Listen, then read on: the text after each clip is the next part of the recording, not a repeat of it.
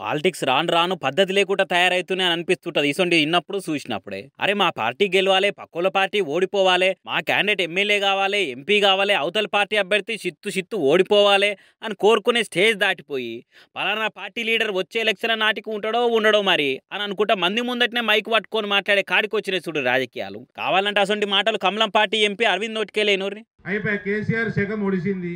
ముసలోడు 75 ఏళ్ళు దాటింటాడు. నెక్స్ట్ ఎలక్షన్కి 80 అవుతాయి. ఉంటాడో పిక్తాడో తెలియదు. పోరగాళ్ళు నడుపుతారు పార్టీ. ఈ పోరగాళ్ళకు కూడా నోటేస్తారా అండి? కూడా నోటేస్తాడా?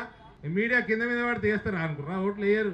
అది ఇనరుగా వచ్చే ఎలక్షన్ల నాటి కేసీఆర్ ఉంటాడో ఉండడో, పిల్లల చేతికి పార్టీ పోయేటట్టున్నది, వాళ్ళకి ఓటేస్తారా అని ఏ తీర్ల కామెంట్ చేస్తున్నాడు అంటే అన్నారంటారు. కానీ అరవింద్ గారు ధర్మం కోసం పనిచేసే పార్టీ మాది అని చెప్పుకుంటా పక్కోల సాగు కోరుకునే మాటలా మీరు మాట్లాడేది? ఓ ఎంపీ అయి ఉండి మాజీ సీఎంని ఇసొంటి మాటలా అనేది? అరే పార్టీలనక పంచాలు ఉంటాయి, సిద్ధాంతాల పరంగా కొట్లాటలు ఉంటాయి, కానీ మరీ ఉంటాడో పీక్తాడో అని మాట్లాడేంత పగలు మనసులో పెట్టుకొని రాజకీయాలు చేస్తే ఎట్లా అని అనుకుంటా ఈ మాటలు ఎన్నంతా పార్టీలతో సంబంధం లేకుండా గట్టిగానే అరుచుకుంటున్నారు. అయినా ఇదివరకంటే కేసీఆర్ సీఎం సీట్లు ఉండే, కార్ పార్టీ పవర్లు ఉండే, కాబట్టి మంట మీద ఉన్నావు మస్తు కన్న వంటి ఓ లెక్క. కానీ అసలు ఆ పార్టీ ఇప్పుడు అధికారంలో లేదు, కేసీఆర్ సీఎం కాదు, అయినా ఇంకా పద్ధతి మార్చుకోకుండా పగ పెట్టుకున్నట్టు ఇటువంటి మాటలు కరెక్టేనా? లీడర్ అంటే ఆయన తీరు చూసి అవతరులు పద్ధతి మార్చుకొని నడుచుకునేటట్టు ఉండాలి, కానీ పానాలతో ఉంటాడో ఉండడో అని ఇసొంటి మాటలా మాట్లాడేది అనుకుంటా ముచ్చటినోళ్ళు కూడా సోషల్ మీడియాలో సురుకులు పెడుతురు గట్టిగానే. మరి ఇంతమంది ఇన్ని తీర్లు అచ్చింతలేసినందుకన్నా రేపు తీరు మార్చుకొని ఏం మాట్లాడతారో చూడాలిగా.